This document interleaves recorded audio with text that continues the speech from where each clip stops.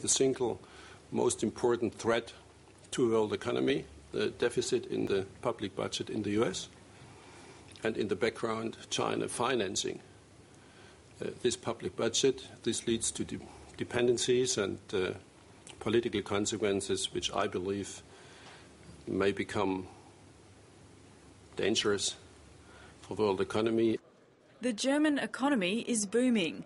Right now it's growing at its fastest pace since reunification 2 decades ago, largely fuelled by its export industry. Germany is again what it was in the beginning, the locomotive of Europe. But every silver lining has a cloud, and as the richest of the European nations, Germany isn't keen to bail out its weaker neighbours. We have to address that as what it is, bankruptcy. Bankruptcy of Greece. Greece will never be in a position to pay back their loans. Aside from sovereign debt, the other big issue facing world economies is inflation.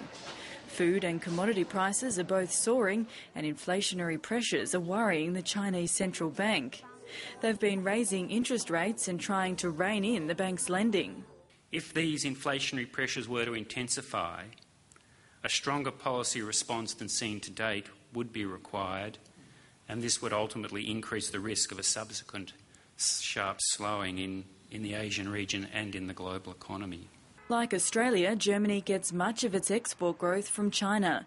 While Australia is providing the raw materials, it's Germany that's supplying the machines for the factories as well as all those prestige cars.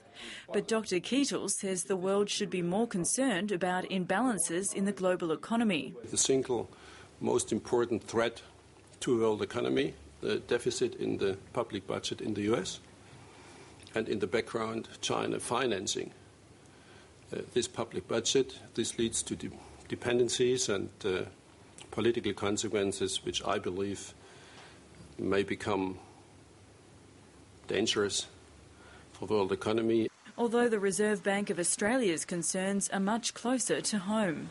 It's upwardly revised expected inflation because of crop damage caused by widespread floods and Cyclone Yasi.